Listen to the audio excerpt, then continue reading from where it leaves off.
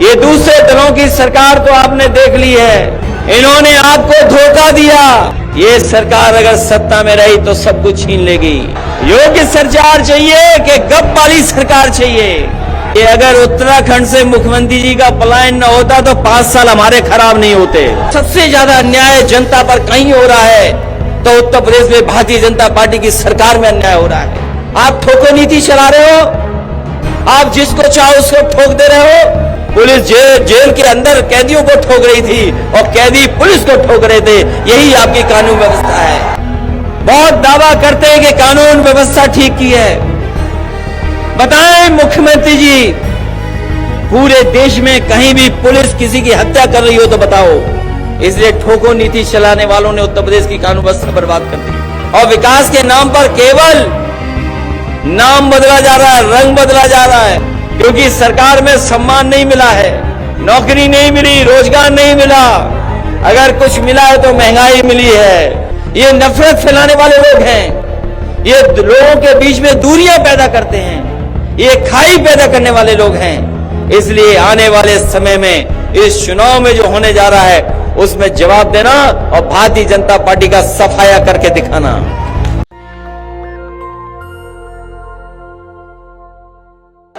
कि आने वाले समय में उत्तर प्रदेश का जो सरकार है उसको बदलने के लिए जनता ने अपना फैसला ले लिया है। अब कोई रोक नहीं सकता, बदलाव होना तय है। और इस बार किसानों ने गरीबों ने तय किया है कि इस भारतीय जनता पार्टी का सफाया करने का काम करेंगे। और मैं कह सकता हूं कि 22 अगली साल है, जो 22 अगली साल होने वाली है, किसानों का इस बार इंकलाब होगा और 22 में बदलाव होगा। कोई रोक नहीं सकता, क्योंकि जब हमें किसान नेता दिखाई दे रहे हों, और मुझे याद है कि जब भी मुजफ्फरनगर में आए होंगे, यहां के लोगों ने पूरा मतदान किया है जिम्मेदारी तरीके से समाजवादी पार्टी के पक्ष में। यहां के लोगों ने कभी समाजवादी पार्टी को निराश नहीं किया है। और इस बार तो जब से उत्तर प्रदेश के उस कोने से दरवाजे बंद होना शुरू हुए भारतीय जनता पार्टी के, ओम प्रकाश राजभर जी जब से आए हैं उस हिस्से से, वहां के लोगों ने तो दरवाजे बंद कर दिए भारतीय जनता पार्टी के। मुझे भरोसा है कि इस इलाके से भी दरवाजे बंद हो जाएंगे भारतीय जनता पार्टी के। आज जब कश्यप समाज के लोग यहां बड़ी संख्या में उपस्थित हैं, जहां हम महर्षि कश्यप जी को याद करते हैं, वहीं हम अपने कश्यप समाज को भरोसा दिलाते हैं कि उन्होंने जो मांग पत्र दिया है 8 बिंदुओं का, जो किरणपाल कश्यप जी ने पढ़ करके और सब लोगों से आपसे सहमति बना करके हमें दिया है, सुधाकर कश्यप, राजपाल कश्यप और तमाम समाजवादी पार्टी के लोग हैं जिन्होंने मिलकर के बनाया है। हम अपने कश्यप समाज के लोगों को भरोसा दिलाते हैं कि आने वाले समय में जब भी समाजवादी पार्टी को मौका मिलेगा, आपके तमाम समस्याओं का समाधान कर करके और इन मांगों को मांग करके आपके बीच में भी सम्मान दिलाने का काम समाजवादी लोग करेंगे।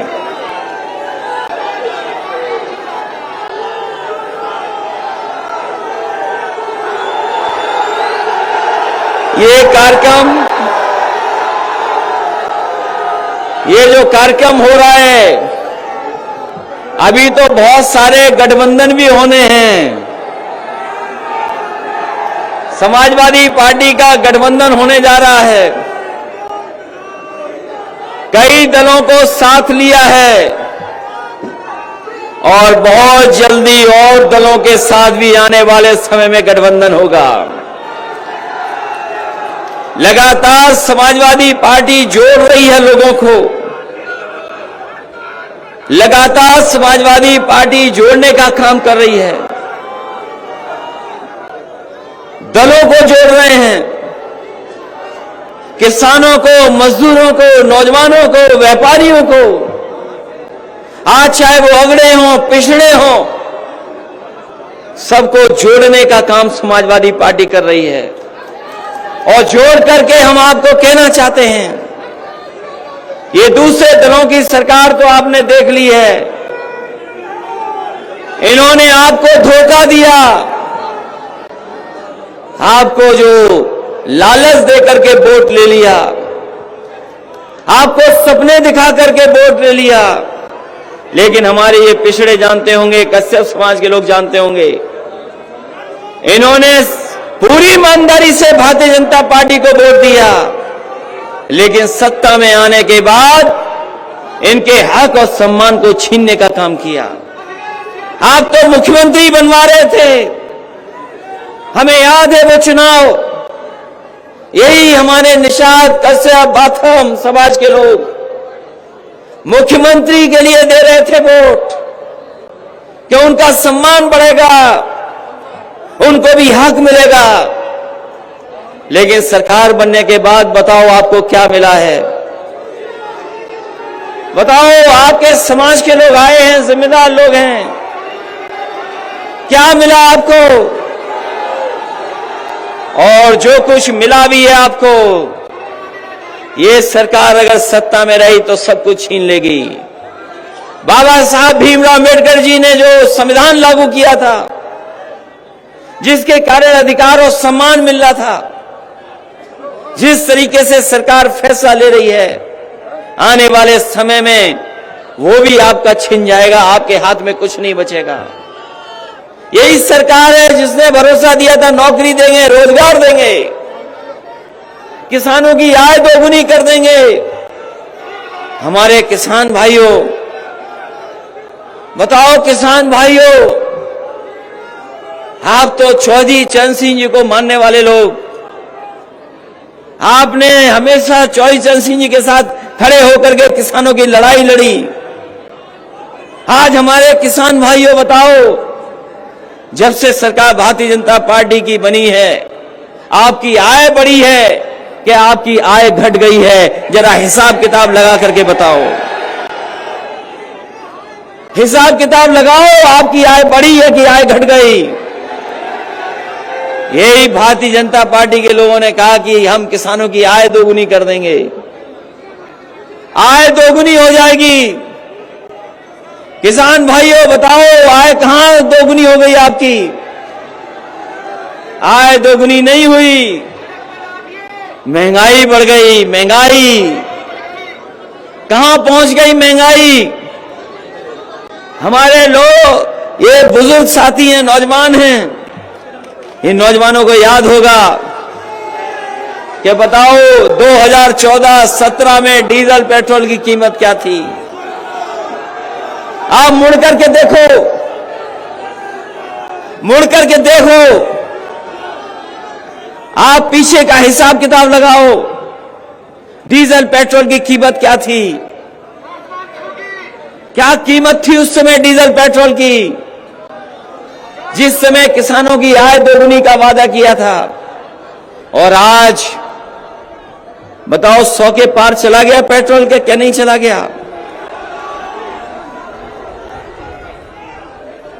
100 रुपए हो गया कि नहीं हो गया?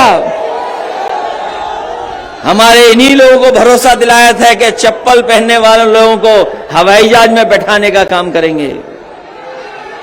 याद है कि नहीं याद है कि हवाई चप्पल वाले हवाई जहाज में चलेंगे? और इन्होंने पेट्रोल इतना महंगा कर दिया है कि अगर मोटरसाइकिल चलाना चाहोगे तो मोटरसाइकिल भी नहीं चल पाएगी। ये महंगाई बढ़ गई है।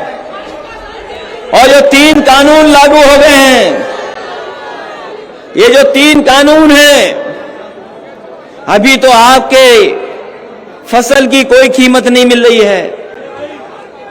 ये जिस समय 3 कानून लागू हो जाएंगे, आपके खेत भी नहीं बचेंगे, और ये बड़े बड़े उद्योगपति आकर के खेतों की मेड़ तोड़ करके आपके खेतों पे कब्जा कर करके आपको मजदूर बनाने का काम करेंगे।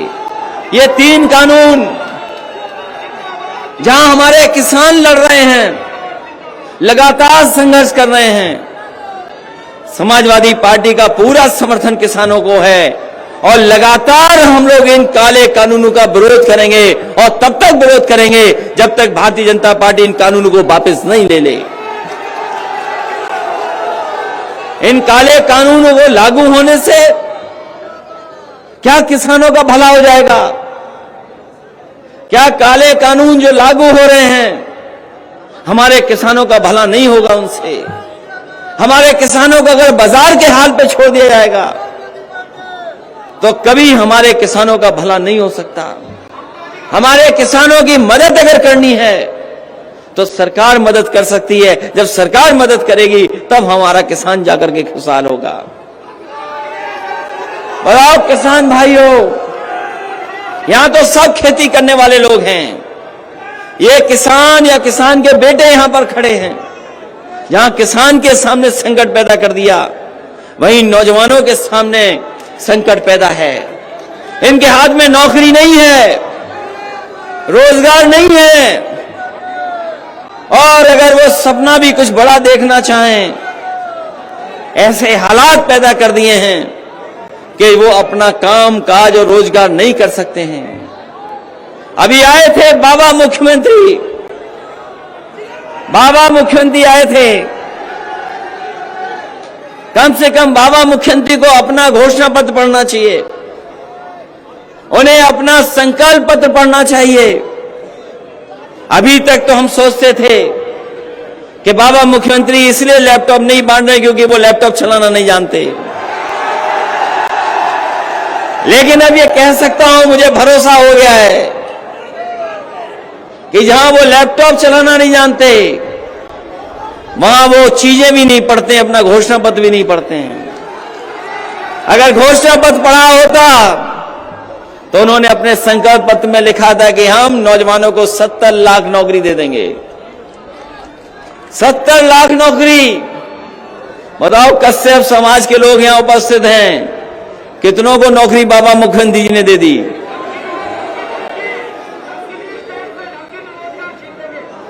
कोई नौकरी दी हो तो बताओ। और वो दिन याद करो जब एक बार बाबा मुख्यमंत्री जी कह रहे थे कि हम पे नौकरी तो बहुत है लेकिन हमारे नौजवानों में टैलेंट नहीं है। याद है कि नहीं याद नौजवान साथियों? एक बार मुख्यमंत्री जी से पूछा कि आप नौकरी नहीं दे रहे हो, इन नौजवानों को रोजगार नहीं दे रहे हो, तो हमारे मुख्यमंत्री जी कह रहे थे कि नौकरियां तो बहुत हैं, रोजगार तो बहुत है, लेकिन नौजवानों में टैलेंट नहीं है। इसलिए साथियों तय करो आपको कौन सा मुख्यमंत्री चाहिए, कौन सी सरकार चाहिए।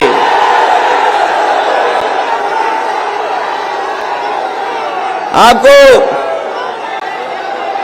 योग्य सरकार चाहिए कि वैसी सरकार चाहिए?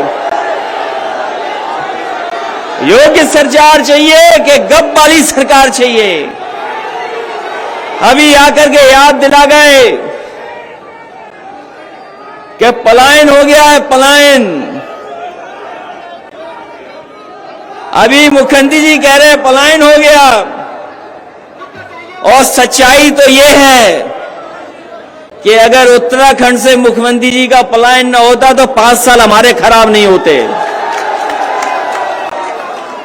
अगर उत्तराखंड से पलायन होकर के यहां न आते तो 5 साल हमारे खराब नहीं होते।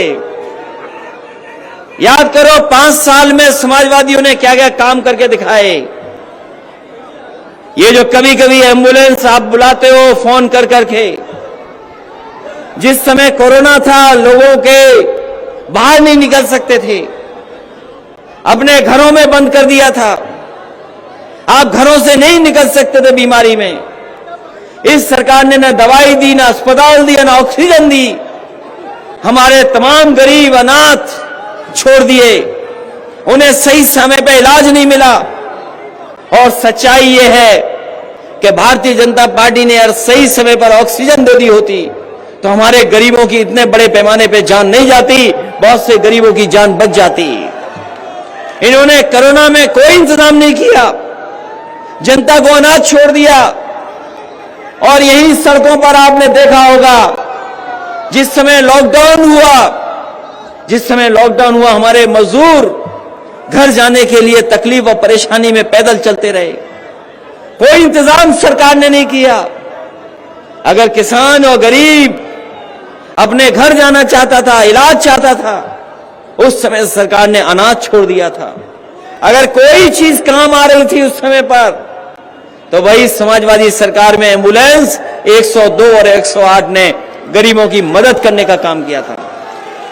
ये सुधार लाए थे हम। और यही सुधार नहीं, ये हमारे बाबा मुख्यमंत्री जी को समझते ही नहीं है। बहुत कह रहे कानून व्यवस्था ठीक की है, बहुत दावा करते हैं कि कानून व्यवस्था ठीक की है। बताएं मुख्यमंत्री जी, पूरे देश में कहीं भी पुलिस किसी की हत्या कर रही हो तो बताओ। और एक उदाहरण नहीं, हम कई उदाहरण उत्तर प्रदेश के दे सकते हैं जहां पर बीजेपी की सरकार में निर्दोष लोगों की हत्या हो गई। कौन भूल जाएगा गोरखपुर, एक व्यापारी अपने साथियों के साथ कारोबार और गोरखपुर को घूमने गया था।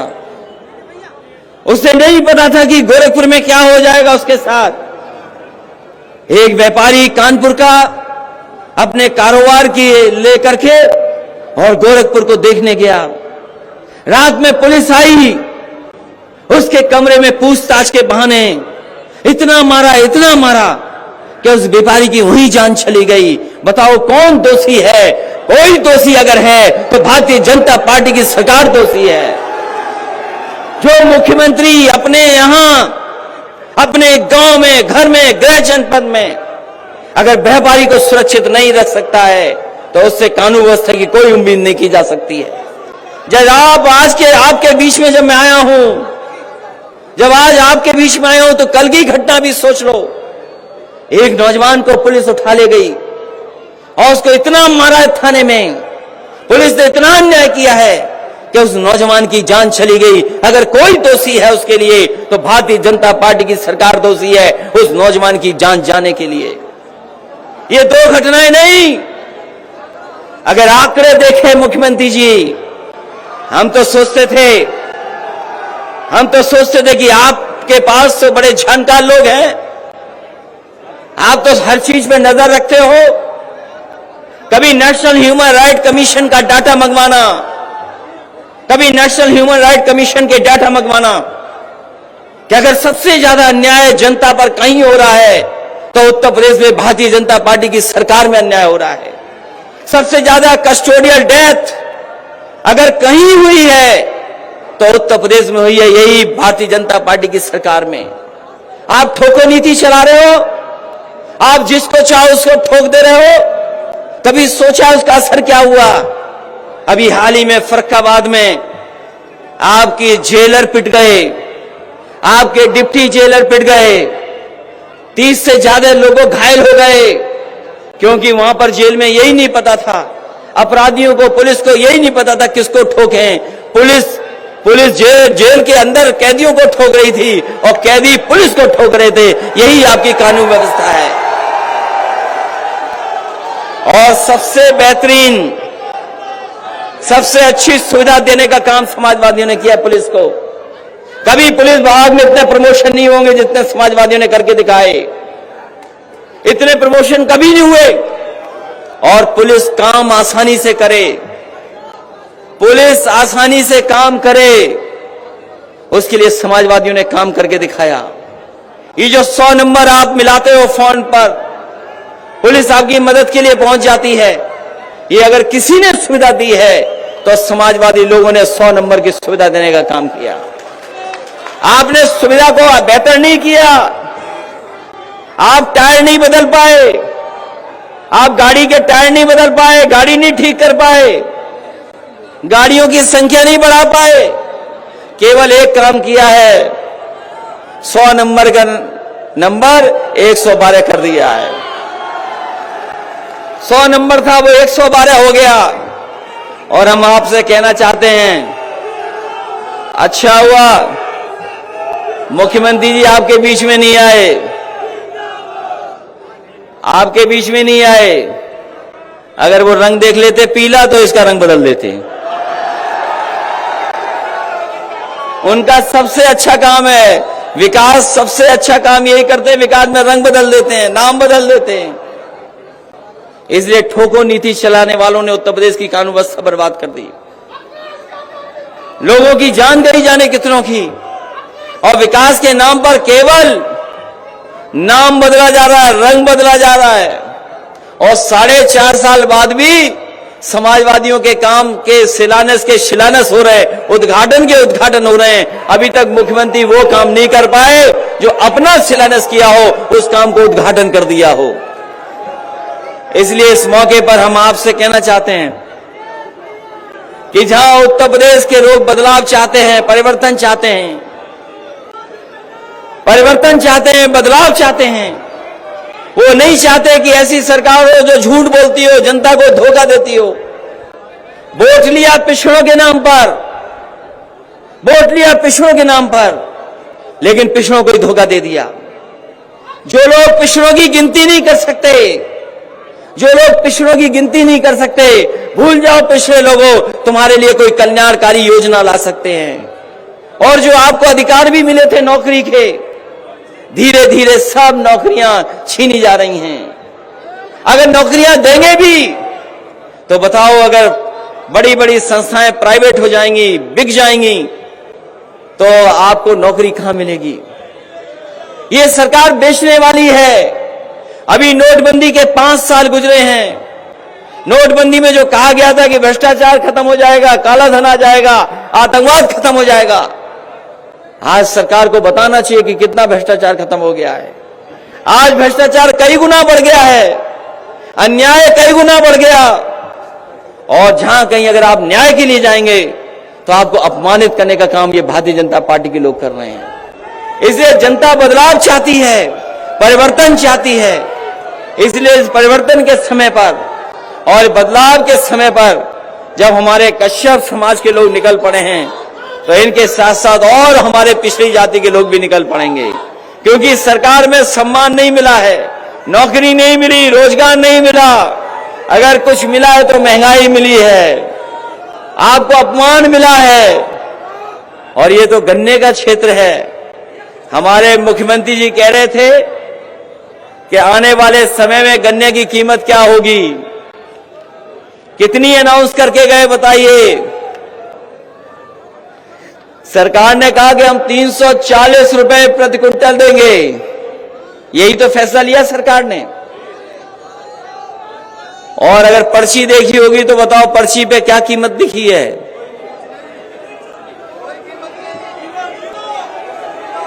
हमारे मुख्यमंत्री जी कह रहे थे कि अब गन्ने की कीमत बढ़ाई है सरकार ने, आखिरी साल में कीमत बढ़ाई, आखिरी साल में कीमत बढ़ाई। और कीमत क्या बताई? 340 देंगे प्रति क्विंटल। बताओ किसी की पर्ची पे लिखा है 340? तो आखिरकार ये कौन देगा? ये कौन देगा?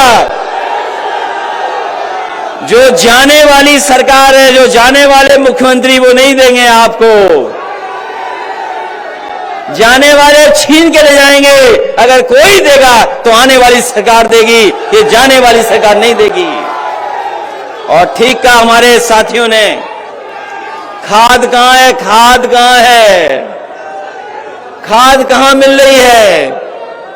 डीएपी कहां मिल रही है? कीटनाशक दवाई महंगी हो गई, सब कुछ महंगा कर दिया। सरकार खाद नहीं दे पा रही है, डीएपी नहीं दे पा रही है, बीज महंगे हो गए, हर चीज महंगी है, खाने पीने की सामान महंगे कर दिए। बताओ खाने पीने का सामान महंगा हो गया क्या नहीं हो गया? और जो किसान हमारा पेट भरता है, जो पहनने को कपड़े देता है, उसको सबसे ज्यादा अपमानित करने का काम भारतीय जनता पार्टी के लोग कर रहे हैं। जो अन्न देता है, अन्नदाता है, उसको अपमानित करने का काम कर रहे हैं। ये काम और कारोबार की बात नहीं करेंगे। ये कारोबार की बात इसलिए नहीं करते हैं क्योंकि कारोबार से हम और आप जुड़ जाते हैं। अगर कोई कारोबार होता है तो कोई एक जाति एक धर्म करती है, उससे जुड़ते सभी लोग हैं।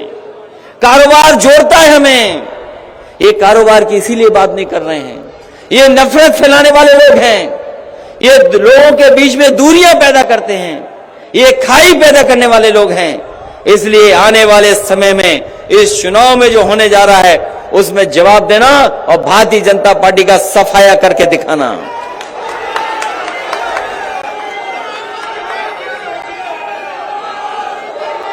इसलिए जहां कश्यप समाज के लोग हैं वहीं हमें हर वर्ग के लोग दिखाई दे रहे हैं। कोई वर्ग नहीं है जिसके लोग यहां शामिल न हों। कोई समाज के लोग नहीं जो हमारे साथ आज खड़े न हो समाजवादियों के साथ। समाजवादी पार्टी कोई एक परिवार की पार्टी नहीं है। ये बीजेपी के लोग कहते हैं कि परिवारवाद है। हम उन्हें कहना चाहते हैं सबसे ज्यादा परिवारवाद अगर कहीं है तो भारतीय जनता पार्टी में है। परिवारवाद अगर कहीं है तो भारतीय जनता पार्टी में भी है। वो अपने यहां नहीं बोल रहे हैं। हमारा परिवार एक ही है और वो है कि हम सब समाजवादी हैं। हम सब समाजवादी हैं। और सोचो कभी पत्रकार साथियों, सोचो पत्रकार साथियों, हमारे मुख्यमंत्री जी को खानदान बहुत याद आता है। हमारे मुख्यमंत्री जी को खानदान बहुत याद आता है। सोचो खानदान किसको याद आता है बताओ आप? जो हारने वाला है, जो खिसियाने वाला है, जो जाने वाला है, उसे ही परिवार याद आता है, खानदान याद आता है। हम समाजवादी लोग हैं। हम सब एक परिवार हैं और इसमें सभी की भागीदारी है और आने वाले समय में सभी का सम्मान करने का काम समाजवादी लोग करेंगे। सभी की भागीदारी होगी, सभी का सम्मान होगा। और एक बहुत पुरानी मांग हमारे पिछड़े भाइयों की है कि पिछड़े लोगों की गिनती हो, पिछड़े भाइयों की। ये सरकार गिनती नहीं करना चाहती है। अगर गिनती करेगी तो वो जानते हैं कि आबादी में कुछ लोग और ज्यादा हैं हमसे, इसलिए गिनती नहीं हो रही है। हम अपने पिछड़े भाइयों को भरोसा दिला के जा रहे हैं कि समाजवादियों को मौका मिलेगा तो आपकी गिनती भी होगी, आपकी भागीदारी भी होगी और आपका सम्मान करने का काम भी समाजवादी लोग करेंगे। नेशनल दस्तक की आपसे गुजारिश है कि अगर इसको बचाना चाहते हैं तो नेशनल दस्तक को सब्सक्राइब करने के लिए रेड कलर के सब्सक्राइब बटन को दबाएं, फिर बेल आइकन की घंटी दबाएं। नेशनल दस्तक को बचाने के लिए बहुत जरूरी है कि हर खबर को शेयर करें, लाइक करें, कमेंट जरूर करें।